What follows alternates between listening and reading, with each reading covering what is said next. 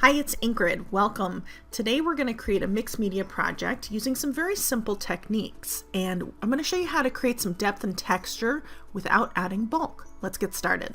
I have the birthday butterfly set by Happy Little Stampers and the coordinating butterfly dies. You can see that I cut out several masks from some post-it notes here, and they're kind of the sticky parts at the bottom. And we're going to stamp onto a 12-inch by 3-inch piece of mixed media paper. This was just kind of a scrap that I had left over, and it's going to work perfect for this card. We're going to use Onyx Black VersaFine pigment ink. Now, I'm going to create a row of butterflies, and normally when you cut with dies, you have that excess, and it's not something that I would usually recommend as a mask.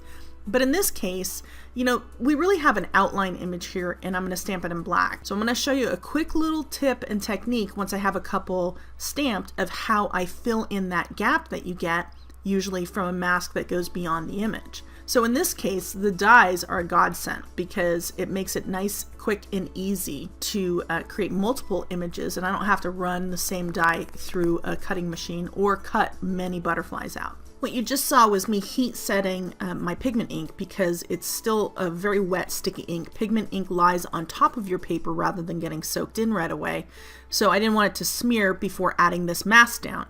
Now you can see I'm kind of futzing with it and just making sure that it's exactly where I want it to be. And this is going to cover my image up. So now anything that I stamp to the left, right, top, or bottom, anywhere here, I'm only going to get the parts beyond the actual mask, and that's the whole purpose of a mask. So here you can see I'm just kind of figuring out my placement. Now, I held my block a little too close. I got a couple black smears to the left and right, but that's okay. I was able to stamp over those for the most part. Now you can see right where that bottom part of that wing is, that part is actually not going to show, and when you see me reveal the mask, you'll understand what I'm talking about. Now, the first couple butterflies here, I'm going to just doing these at full speed, and then the rest of it I will speed up greatly so that you don't have to see that. You kind of get the gist of it. But you can see I take my time trying to figure out exactly where to place things, and I thought this might be helpful to you. Sometimes it takes me several minutes to actually get the actual basic design down. Now here's the big reveal, and look at that. You have a butterfly kind of sitting on top of it. Now, like you just saw, I quickly heat set that. Of course, I did that most of that off camera. And this is what I'm using. I'm using a pigment ink pen. This is by Staedtler. And this is just a black liner. You can, of course, use a Micron pen. Those are also pigment pens. And I'm just kind of filling in those gaps where you have a mask. Anytime you have a mask and you stamp something over it, there's that little tiny piece in between that doesn't really get that image all the way down to the paper, or sometimes it's kind of covering and it prevents it. So this is a very easy image to just kind of fill in the gaps with, which was wonderful. I don't have to be an artist to do that, and I ended up doing that for the whole project. Now I'm going to speed up the rest so you'll really just kind of see the same process done over and over again. I've really done a little bit of editing where the heat setting is concerned, but I thought it might be helpful for you to just kind of see how my entire border kind of evolved. So just enjoy the music, and I'll see you in a few seconds.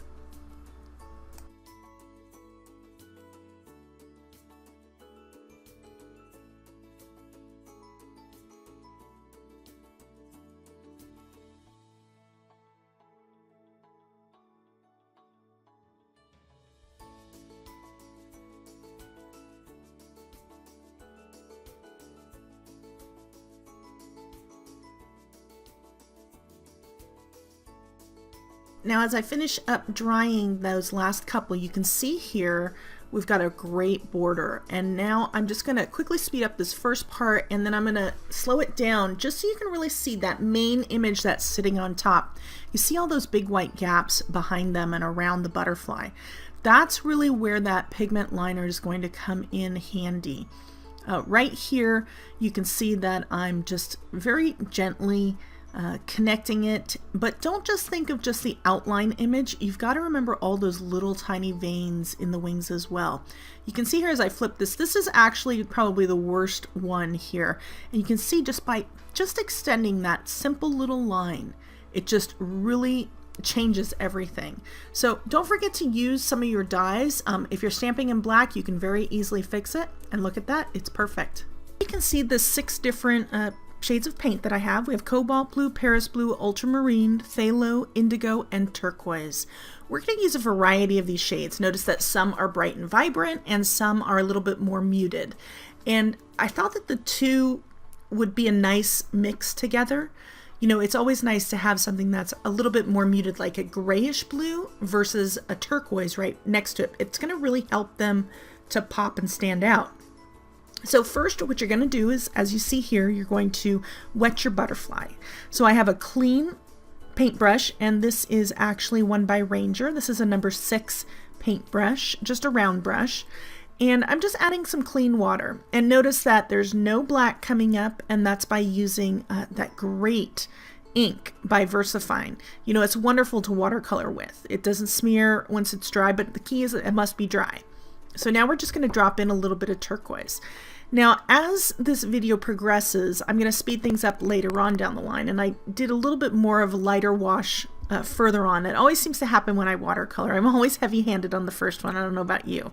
I think I should probably always have like a test image off to the side just to kind of get those kinks out, just because I don't watercolor every day.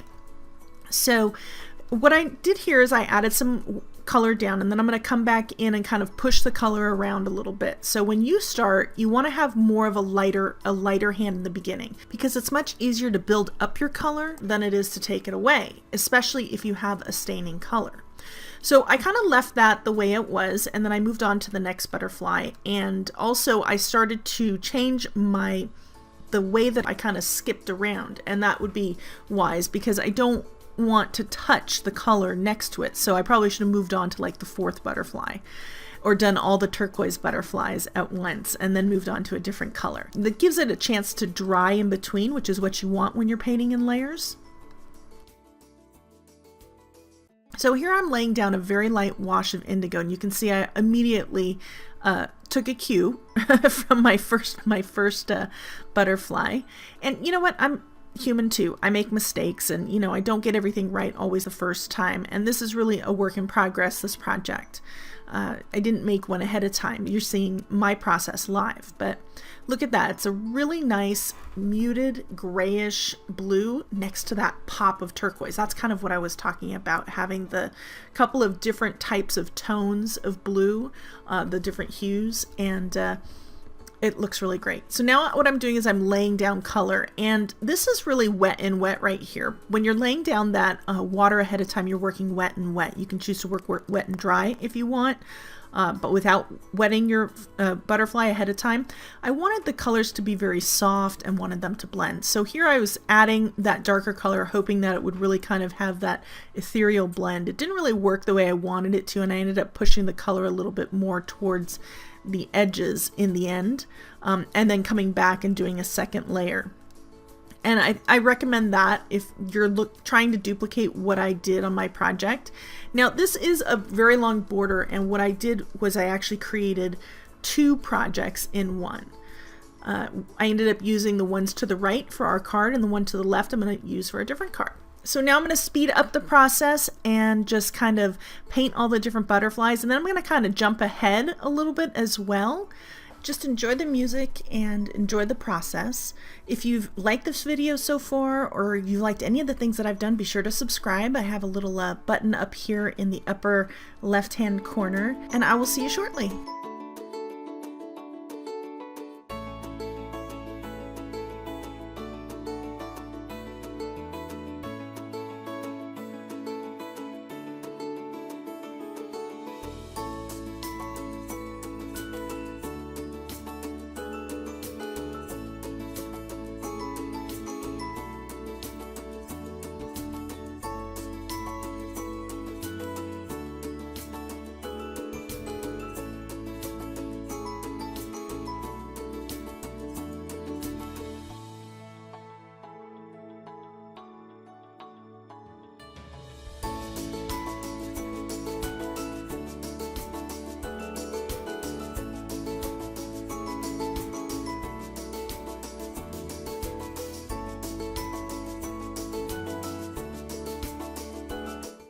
So now that we've sped up large portions and we're actually going to jump quite a bit ahead here, we have our final little butterfly, and this is kind of a half one, and I'm going to paint this one in indigo. And you can see here as I'm adding the water, I don't have a whole lot of place to work. So I'm going to end up adding my color down, and I ended up adding it down rather heavy. So one of the things that I really wanted to achieve with this project, and something you might want to consider when you're working on your own, is keeping the balance of light and dark, and especially with butterfly wings. Butterfly wings are mostly translucent. You can really kind of see through them. Vellum is really a good analogy for a butterfly wing. And so here I'm removing some of the color by coming in with a thirsty brush. You can do the same thing by coming in with just a clean wet brush. You want to be careful about the amount of water that you add because you don't want to overwater that area. But you could see that I was kind of trying to push the color away, which is what I did with a lot of the butterflies, especially this one right here. I was kind of pushing that color to the edges and trying to almost lift a little out, kind of keeping that balance of light with bright and dark. So you want to have a little bit of everything. And when you're working on this, when it's wet, it's not a super friendly piece to work with. Sometimes you really have to allow things to dry in between, and I was kind of working against myself here because this was so wet. So I was trying to add a little bit more color here to the edge and then just kind of allow that to dry naturally, kind of keeping an eye on it and not really letting the color soak in too much to that area because it will start to bleed in a little. But it ended up working out perfectly, that little one. So now we're going to come back into some of the other ones, and here you see this is another one of the darker ones. We had a very light wash here, but this butterfly had completely dried. So I'm coming in with a super, super light wash, just to reactivate my surface. Just give it some water, make it wet, so that now when I come in with more color, and again, this is indigo as well, it's ready to work, it's ready to blend. It won't give me a lot of harsh lines. So now that I'm coming in to add my contrast to my wings, I'm going to start off by adding it to the exterior of the wings, and then we're going to kind of work it inward. We're just going to kind of play a little bit here with it. Again, I want to keep some of that light while also depositing some dark throughout the butterfly.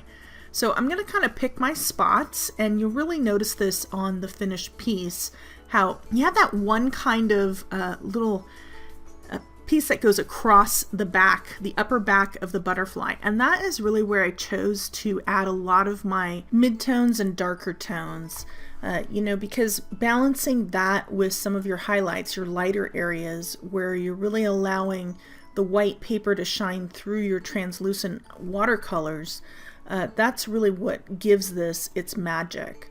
So you can see here I'm adding a lot more of the darker tone here to the, like I said, the exterior, and especially the upper, and just kind of really being selective about where I am dropping that in. So from there we'll just kind of pull it out, and because we've gone ahead and added a very light wash over our existing first wash, we have to be a little careful. We are trying to create a soft look. I didn't really want any harsh lines, and that's why I made the entire surface wet. But you also need to be a little aware, because you don't want it to be too wet where it's starting to bleed like it is right here. So I'm trying to control that and just really being selective on where I am dropping those darker tones. The lightness is really the key. That is really what makes this work. So you can see it's starting to take shape here. I'm really enjoying some of the darker and the mid-tones there, along with a lot of those light highlights. Just kind of working on this a little bit more. And you'll see me actually add a lot more color to that little strap that goes across the back. Sometimes it's easier to pick it up, it's such a small piece, work with it however it is comfortable for you. Flip your piece around. Just be careful of having any paint on your hands when you do so. Sometimes you may need to leave something across a drier piece so that you're not adding color where you don't want to. So you can see that little tiny triangle. I ended up dropping some extra color in every single one, just kind of giving it something a little different and unique. And it ended up being a little uniform here on these butterflies since they are the same type. And you can see here's where I'm adding that darker color, and then I'm just going to kind of blend that out a little bit. And this is really the darkest tone that I'm adding at point. The one on the right side, you can see how that wing is just a little too wet because it's bleeding out, and you'll see me kind of fight with it a little bit and kind of work on it. I'll add, I come back in with a brush that doesn't have any color on it, just to really blend that out, and ended up taking a little bit away and had to drop more color back on. So, but since it's wet, you know, you can play with it. Watercolor is actually very forgiving. Sometimes the only thing that you can't do is you end up staining your paper and lift the color totally back out. But just because you put something wrong in a certain spot, don't feel that you can't come in there with a dry brush and soak up extra water, or come in with a clean brush and kind of pull some of the color away and rework it. You definitely have a little bit of play there. But that's looking pretty good. I like how it has some darker tones to it.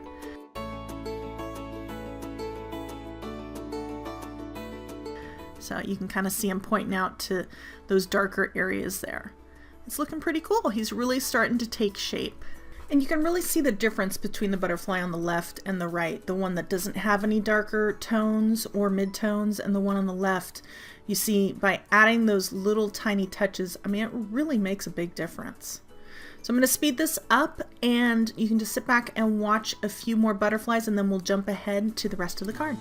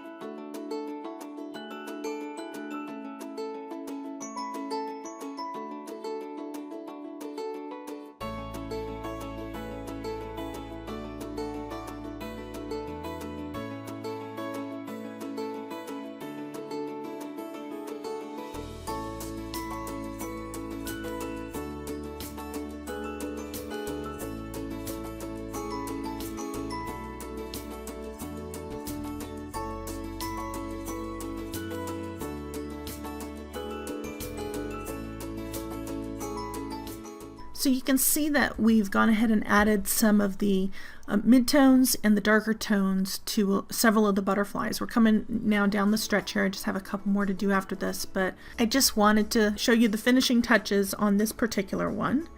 And you can see that it really kind of starting to jump off the page a little bit. Just by adding those little tiny touches. So I encourage you to just play around, and if you're uncomfortable, stamp one on just a scrap piece of paper and just play with the one before tackling something that has a big border where you're not really comfortable with it. But it's art, you know, it's a process. Just enjoy it. This was actually very relaxing. And here you see them. Here are all the butterflies. Don't they look great? I love it. The detail is fabulous. They've got some really nice character to each one. I really love the different shades of blue. I love how we have some more darker muted tones and some more bright vibrant ones, and I really love how we have a lot of light shining through. Now that we've created our butterflies, we are going to move on to the mixed media background. Here's a transition just to showcase what is coming up next. If you like this video, hit thumbs up and subscribe, and I'll see you in the next video. Bye-bye.